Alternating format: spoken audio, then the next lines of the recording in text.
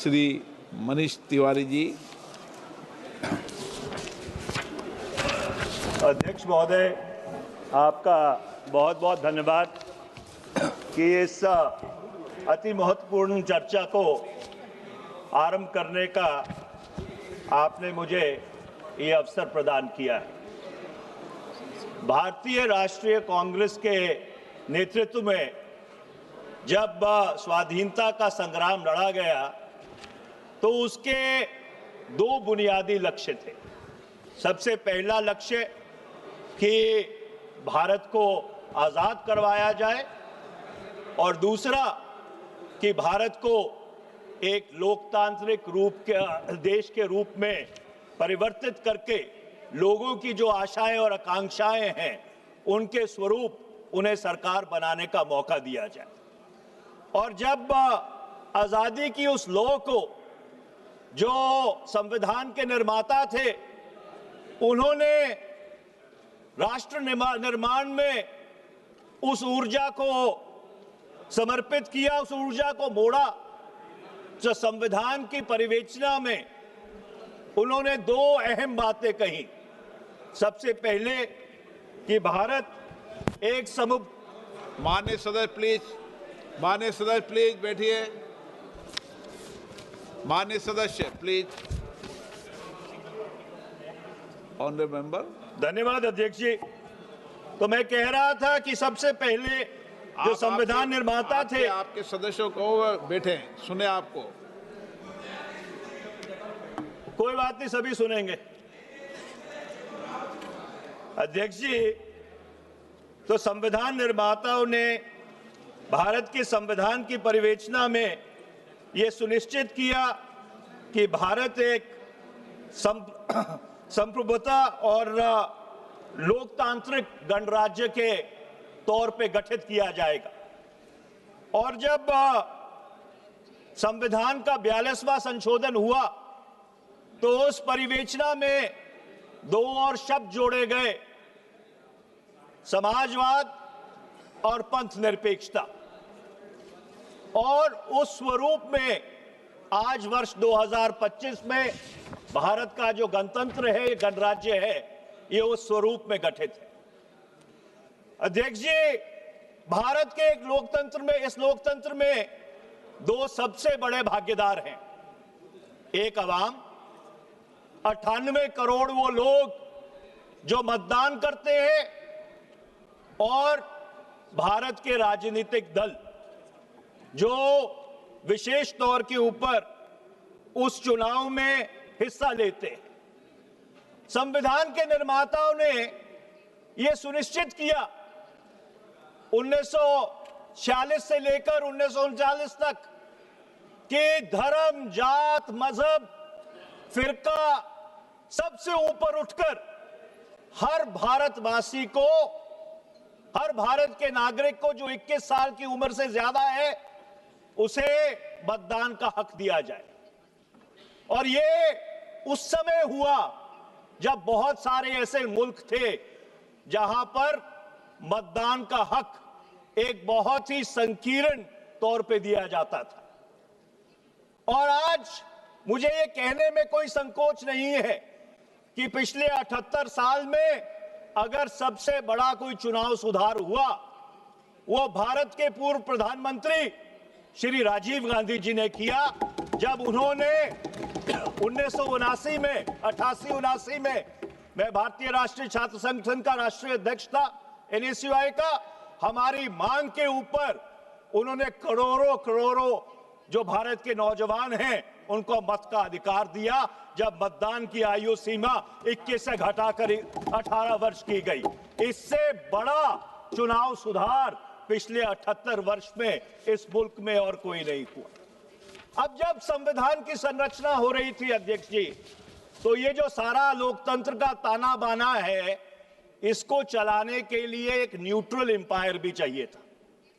और संविधान के निर्माताओं ने चुनाव आयोग का गठन किया। उस समय यह चर्चा चली कि क्या चुनाव आयोग एक स्थायी संस्था होनी चाहिए या अस्थायी संस्था होनी चाहिए। और जब 15 जून 1949 को 1949 जब डॉक्टर बाबा साहब भीमराव अंबेडकर जी ने ड्राफ्ट आर्टिकल 289 प्रस्तुत किया चुनाव आयोग को लेकर, उस पे बोलते हुए शिवबिन लाल सक्सेना जो उस सभा के सदस्य थे, उन्होंने कहा, और मैं कोट करना चाहता हूं, Our constitution provides for the dissolution of the legislature when a no confidence is passed. So it is quite possible that elections to the various legislatures in the province and the center will not be concurrent. Every time some election or the other will take place somewhere, it may not be so in the very beginning or in the very 5 or 10 years, but after 10 or 12 years, at every moment, some election in some province will be going on. और उनकी बात से इत्तेफाक रखते हुए doctor बाबा साहब भीमराव अंबेडकर जी ने यह सुनिश्चित किया कि चुनाव आयोग एक स्थायी संस्था होगी। मैंने ये अंश इसलिए पढ़े हैं क्योंकि देश में वन नेशन वन इलेक्शन के ऊपर बहस चल रही है, पर अगर आप इस संविधान सभा की जो प्रोसीडिंग्स है उसको अपने संज्ञान में लें, तो संविधान निर्माताओं ने ये देख लिया था कि भारत में 10-12 साल बाद अलग अलग समय पे अलग अलग राज्यों में चुनाव होंगे। तो इससे एक बहुत बड़ा प्रश्न खड़ा होता है कि ये एक देश एक चुनाव का कोई औचित्य बचता है कि नहीं, इसके ऊपर चर्चा करने की जरूरत है, क्योंकि संविधान के जो निर्माता थे उन्होंने इसको अपने संज्ञान में लेकर ये उस समय कहा था कि इस देश में अलग अलग समय पे अलग अलग चुनाव होते रहे।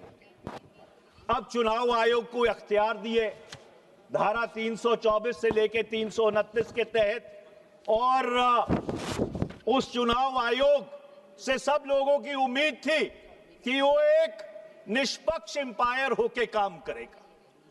पर मुझे बहुत खेद से यह बात कहनी पड़ रही है, और यह बहुत दुर्भाग्यपूर्ण बात है कि इस साइड पे बैठे बहुत सारे सदस्य और बहुत सारे इस देश में लोग ऐसे हैं जिनको चुनाव आयोग की निष्पक्षता पर आज सवालिया निशान खड़ा करने की जरूरत पड़ रही है। और अगर सबसे पहला कोई चुनाव सुधार इस देश में होना चाहिए अध्यक्ष जी, तो वो चुनाव सुधार होना चाहिए जो कानून 2023 में बना था, जो इलेक्शन कमीशन के जो सदस्य हैं उनके चयन को लेकर जो कानून बना था, जो उसकी धारा 7 है, उसकी सिलेक्शन कमेटी में माननीय प्रधानमंत्री, नेता विपक्ष लोकसभा और एक कैबिनेट मंत्री जिसको प्रधानमंत्री सुनिश्चित करते हैं,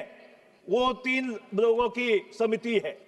मेरा ये सुझाव है कि इसमें 2 सदस्य और जोड़े जाने चाहिए, एक नेता विपक्ष राज्यसभा और दूसरा नामजद तौर पर भारत के मुख्य न्यायाधीश the chief justice of India. तो 2 लोग सरकार से रहेंगे, 2 लोग विपक्ष से रहेंगे और एक उसमें चीफ जस्टिस ऑफ इंडिया मुख्य न्यायाधीश रहेंगे। और अध्यक्ष जी, अगर ऐसी समिति बनेगी तो फिर ठीक से खेला होगा, फिर ठीक से खेला होगा। और ये जो लोगों के मन में भ्रम है चुनाव आयोग को लेकर, उसको शांत करने में बहुत एक अहम रोल प्ले करेगा। अब मैं धारा 327 पे आता हूं संविधान के अध्यक्ष जी। धारा 327 जो संविधान की है, उसने संसद को अख्तियार दिए कि वो मतदाता सूची बनाने के लिए, डिलिमिटेशन क्षेत्रों की कैसे हो, उसके लिए कानून बना सकती है। और वो कानून इस संसद ने बनाया, representation of peoples act 1950, representation of peoples act 1951 और रजिस्ट्रेशन ऑफ इलेक्टोरल रूल्स। और आज मैं बहुत खेद के साथ कहना चाह रहा हूं कि देश भर में एसआईआर पे चर्चा है कई प्रदेशों में एसआईआर हो रहा है, पर मैं बहुत जिम्मेवारी से यह बात कह रहा हूं कि चुनाव आयोग के पास कानूनी तौर पर एसआईआर करवाने का कोई औचित्य नहीं है। और मैं आपको पढ़ के सुनाना चाहता हूं, जो रिप्रेजेंटेशन ऑफ पीपल्स एक्ट है 1950, उसमें चुनाव आयोग ये कहती है कि उनको जो अधिकार है वो सेक्शन 21 से मिलता है। मैं 21 पढ़ के सुनाना चाहता हूं। The electoral roll for each constituency. Mr. Speaker, sir, kindly mark the word each. Each constituency shall be prepared in the prescribed manner by reference to the qualifying date and shall come into force immediately upon its final publication in accordance with the rules made under this act. Ab the said electoral roll shall, unless directed by the election commission etc. ये दूसरे प्रावधान में है। अब तीसरे प्रावधान में representation of peoples act का जो कानून है जो इस सदन ने बनाया है, वो कहता है notwithstanding anything contained in subsection 2, the election commission may at any time, for reasons to be recorded in writing, direct a special revision of the electoral roll for any constituency, not every constituency, for any constituency or part of a constituency in such manner as it may think fit. आगे कानून ये कहता है जो इस सदन ने बनाया है, provided that subject to the other provisions of this act, the electoral roll for the constituency, एक particular constituency, as is in force at that point in time of issue of any such direction, shall continue to be in force until completion of the special revision so directed. अध्यक्ष, इसका क्या मतलब है? इसका मतलब ये है कि ना संविधान में ना कानून में स्पेशल इंटेंसिव रिवीजन का कोई प्रावधान है। ये सिर्फ एक अख्तियार चुनाव आयोग को दिया गया था कि अगर किसी क्षेत्र में कोई गड़बड़ी है इलेक्टोरल रोल के साथ, कोई मतदाता सूची ठीक नहीं है, तो उसको ठीक करने के लिए for reasons to be recorded in writing and reasons to be made public, तो ही आप एसआईआर कर सकते हैं। आप पूरे बिहार के लिए एसआईआर नहीं कर सकते, आप पूरे केरल के लिए एसआईआर नहीं कर सकते, आप पूरे पश्चिम बंगाल के लिए एसआईआर नहीं कर सकते। आप एसआईआर अगर करना चाहते हैं तो हर कॉन्स्टिट्यूएंसी में, हर चुनाव क्षेत्र में अलग अलग जो आपको खामियां लगती हैं, उन खामियों को रिकॉर्ड करके इन राइटिंग उसको सार्वजनिक करके फिर आप कर सकते हैं। मैं सरकार से पूछना चाहता हूं कि कहां है वो रीजंस रिकॉर्डेड इन राइटिंग? सरकार को चुनाव आयोग से वो जो कारण है उनको अपने संज्ञान में लेकर सदन के पटल पर रखना चाहिए कि कौन सी कॉन्स्टिट्यूएंसी में, कौन सी चुनाव क्षेत्र में कहां पे गड़बड़ है, क्या कंप्लेंट चुनाव आयोग को मिली और उस कंप्लेंट के आधार पर क्या उन्होंने इंक्वायरी की, और क्या इंक्वायरी करने के बाद वो अगर इस निष्कर्ष पर पहुंचे हैं कि एसआईआर एक चुनाव क्षेत्र में होना चाहिए, तो उसके जो कारण हैं वो सार्वजनिक होने चाहिए। और दुर्भाग्यपूर्ण बात यह है कि इस बुनियादी प्रश्न के ऊपर कि चुनाव आयोग को एसआईआर कराने का अख्तियार है कि नहीं, ये दुर्भाग्यपूर्ण बात है कि अदालत में भी इसकी चर्चा नहीं हुई। ये होनी चाहिए थी। और आज मैं सरकार से मांग करना चाहता हूं कि हर संसदीय क्षेत्र, हर असेंबली क्षेत्र जहां पे एसआईआर हो रहा है, उसके कारण क्या है वो सदन के पटल पर रखने चाहिए। देश को ये जानने का हक है कि ये एसआईआर किस तरह से करवाया जा रहा है। अब मैं ईवीएम्स में आता हूं अध्यक्ष। ये जो इलेक्ट्रॉनिक वोटिंग मशीन है, लोकतंत्र एक भरोसे पर चलता है अध्यक्ष, और वो भरोसा क्या है कि जब वो 98 करोड़ लोग जाकर उस लाइन में खड़े होते हैं, 5-5, 7-7 घंटे कभी कभी धूप पे खड़े होते हैं। आप राजस्थान से आते हैं, आप जानते हैं कैसी चिलचिलाती गर्मी रहती है मई जून में। उसको यह भरोसा होना चाहिए कि जो वो वोट डाल रहा है वो सही जगह जा रहा है कि नहीं। और आज इस देश में बहुत लोगों को यह चिंता है। मैं ये नहीं कह रहा कि ईवीएम मैन्युपुलेट हो रहे हैं, मैं ये कह रहा हूं कि लोगों को इस बात की चिंता है कि ईवीएम मैन्युपुलेट हो सकते हैं। और जब आवाम का भरोसा लोकतंत्र में टूटता है तो अराजकता फैलती है अध्यक्ष जी, अराजकता फैलती है। और इसलिए यह बहुत जरूरी है। मैंने सदन में सवाल पूछा था, किरण रिजिजू जी यहां पे है नहीं, उस समय वो कानून मंत्री थे 25 मार्च 2002 को। मैंने ये पूछा था इस सदन में, आप आसन पे थे अध्यक्ष जी, कि ये ईवीएम का सोर्स कोड किसके पास है? ये ईवीएम का जो सोर्स कोड है ये क्या उन कंपनियों के पास है जो ईवीएम बनाती हैं, कि ये चुनाव आयोग के पास है? Who has the source code of these EVMs? I did not receive an answer that day. I have not received an answer till now. और मैं आज आपके माध्यम से पूछना चाहता हूं कि सरकार को चुनाव आयोग से यह बात पूछकर हम लोगों को बतानी चाहिए कि क्या उसका सोर्स कोड जो मदरबोर्ड प्रोग्राम होता है वो उनके पास है कि उन कंपनियों के पास है जो ये मशीनें बनाते हैं।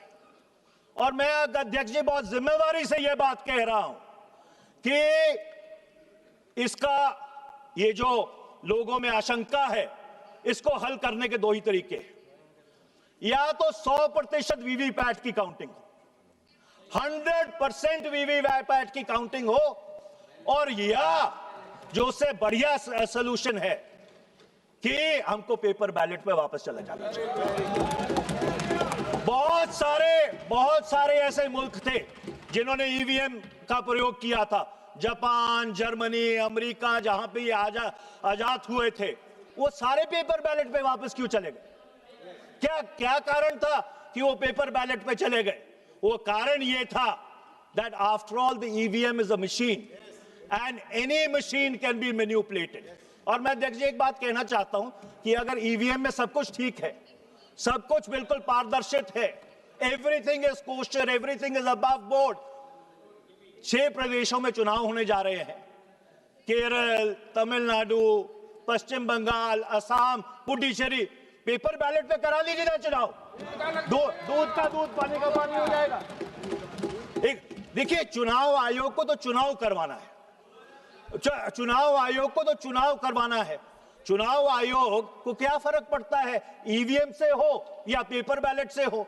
चलो अगर 3-4 दिन लग भी गए गिनती में, लोगों का भरोसा जो भारत की लोकतांत्रिक व्यवस्था है, जो भारत की बुनियाद है, जिस लोकतंत्र के बारे में हम दुनिया में गूंज गूंज के कहते हैं कि हम भारत देश के सबसे बड़ा लोकतंत्र है, उसकी विश्वसनीयता वापस आ जाएगी अध्यक्ष जी। आज ये जो प्रश्न चिन्ह ईवीएम्स ने हमारे लोकतंत्र पर लगाया है, ये सबसे बड़ा जो सवालिया निशान है। अब मैं अगली बात पे आता हूं अध्यक्ष जी। ये जो सरकारी पैसे का दुरुपयोग होना शुरू हो गया है कि चुनाव आया, चुनाव से पहले आपने लोगों के खातों में कैश ट्रांसफर करने शुरू कर दिए। ये कैसा लोकतंत्र है? ये कैसा लोकतंत्र है कि चुनाव से 15 दिन पहले, 20 दिन पहले, महीना पहले, 2 महीने पहले आप लोगों के खातों में पैसे डालने शुरू कर देते हैं। अच्छा, और मैं इसलिए ये चिंता का विषय है, लोकतंत्र के साथ जो तो खिलवाड़ होता है, भारत के राजस्व के साथ बहुत बड़ा खिलवाड़ होता है। मैंने एक सवाल पूछा था संसद में, 24 मार्च 2025 तक जो केंद्र सरकार और राज्य सरकारों की कंबाइंड लायबिलिटीज है, जो उन्होंने उनकी देनदारी है, वो 2.67 लाख करोड़ है। ये देनदारी केंद्र सरकार की 196 लाख करोड़ होगी 31 मार्च 2026 को। जो combined debt to GDP ratio है वो 86.6% है आपके वर्ष 23-24 में। 18 में से 28 राज्य ऐसे हैं जिनका डेट टू जीडीपी रेशो 30% से ज्यादा है। बिहार का 37% है। मैं अध्यक्ष जी ये प्रस्ताव करना चाहता हूं कि आर्टिकल 292 और 93 के तहत इस संसद को अख्तियार है कि वो जो बोरोइंग लिमिट्स हैं केंद्र सरकार की भी और राज्य सरकार की भी, दोनों की बोरोइंग लिमिट्स फिक्स कर सकता है। उसमें एक आर्टिकल 293A और जोड़ने की जरूरत है और वो उस आर्टिकल को यह कहना चाहिए कि अगर केंद्र सरकार या किसी राज्य सरकार का डेट टू जीडीपी रेशो 20% से ज्यादा है, आइडियली तो 10% होना चाहिए, तो वो राज्य सरकार या केंद्र सरकार कोई कैश ट्रांसफर नहीं कर सकती। You cannot win elections at the cost of the national exchequer or the state exchequer. This will absolutely bankrupt our democracy. This will bankrupt our country. ये एक बहुत अहम प्रस्ताव है जिसको बहुत गंभीरता से इस सदन को अपने संज्ञान में लेना चाहिए। नहीं तो अध्यक्ष जी कोई राज्य सरकार बदलेगी नहीं कि चुनाव आया, किसने 20,000, किसने 15,000, किसने 35,000 रुपया लोगों के खातों में डाल दिया और दोबारा आप चुन के आ गए। और जो आपके सूबे का कर्जा है वो और ऊपर चढ़ता जा रहा है। कई सूबे तो इस देश में ऐसे हैं जो इंटरेस्ट को सर्विस करने के लिए, ब्याज को सर्विस करने के लिए, ब्याज चुकाने के लिए कर्जा लेते हैं। ये किस तरह का मुल्क बनाने जा रहे हैं हम लोग? और ये चुनाव जीतना, सरकार बनाना, this is not an end in self. हमसे पहले बहुत लोग आए, हमसे बाद में बहुत लोग आएंगे, पर अगर ये देश बचेगा, इसका लोकतंत्र बचेगा, तो ही आने वाली पीढ़ियां ये कहेंगी कि हमारे पूर्वज जो थे वो हमको एक धरोहर सौंप के गए हैं। ये इंटरजेनरेशनल इक्विटी नहीं सौंप के गए। मैं एसआईआर के बारे में एक और चीज कहना चाहता हूं अध्यक्ष जी।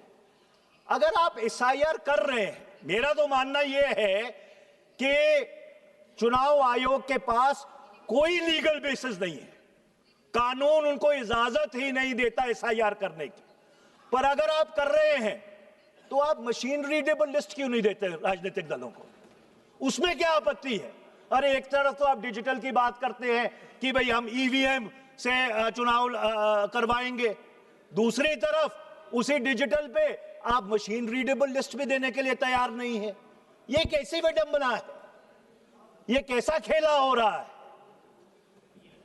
और आखिरी में अध्यक्ष जी, क्योंकि समय निकलता जा रहा है, आपने शुक्रवार को मुझे अपना प्राइवेट मेंबर्स बिल रखने का मौका दिया। मेरी ट्रेन छूट रही थी, आपने बहुत कृपालता की। मैं उस समय आपने मेरे से एक सवाल किया था कि क्या एंटी डिफेक्शन लॉ को अमेंड कर देना चाहिए, और मैंने आपको कहा था कि मैं ये प्राइवेट मेंबर्स बिल 2010 में लेके आया था, 2021 में रखा था और 2025 में दोबारा से लेके आया हूं। देखिए, जब एंटी डिफेक्शन लॉ आया था उसके पीछे नियत बिल्कुल ठीक थी कि आया राम गया राम की राजनीति को रोकना चाहिए। पर हुआ क्या है, जो रिटेल प्रोसेस था वो पहले होलसेल हुआ कि 1/3 डिफेक्शन, फिर 2/3 डिफेक्शन 2003 में जब स्वर्गीय अरुण जेटली जी उसमें संशोधन लेके आए, और 2014 के बाद तो बिल्कुल ही मेगा मार्ट एक्टिविटी बन गया है। और उसकी सीधी सीधी कैजुअलिटी क्या हुई है? ये जो संसद में लोकतंत्र है वो समाप्त होता जा रहा है। ये कॉन्स्टिट्यूएंसी, कॉन्शियंस और कॉमन सेंस ये बिल्कुल इन सदनों से बाहर जा रहा है। अध्यक्ष जी, कभी आपके पास इतना रिसर्च का ताना बाना है, कभी आप एक रिसर्च करके करवा के देखिए, 1950 से लेकर 1985 तक इसी सदन की डिबेट की क्वालिटी क्या थी और 1985 से लेकर 2025 तक उस चर्चा की क्वालिटी क्या रह गई है और दूध का दूध और पानी का पानी हो जाएगा। तो अध्यक्ष जी, मैं आखिर में यह कहना चाहता हूं कि मेरी 3 मांगे हैं, क्योंकि चुनाव सुधार के ऊपर यह चर्चा है। सबसे पहले तो वो इलेक्शन कमीशन के अधिकारियों का चयन करने का कानून बदलिए, उसमें नेता प्रतिपक्ष को शामिल कीजिए राज्यसभा के और नामजद तौर पे चीफ जस्टिस ऑफ इंडिया को शामिल कीजिए। जब बैलेंस रहेगा तभी तो क्या कहते हैं खेल ठीक होगा ना। और दूसरा, ये एसआईआर बंद कीजिए। There is no provision in law which allows the SIR to go ahead. अब आप कहेंगे जी पहले जो सारी एसआईआर हुई वो क्या अवैध थी? और मेरा जवाब बिल्कुल सीधा है, multiple wrongs don't make a right. अगर किसी ने उस समय कानून नहीं देखा, इसका यह मतलब नहीं है कि जो जब हो रहा है वो सही है। और जिस तरह से कथाकथित खुदकुशियों की खबरें आ रही हैं, बीएलओ खुदकुशी कर रहे हैं, जिस किस्म का प्रेशर उनके ऊपर है, ये किस तरह का एसआईआर हम करवा रहे हैं इस देश में।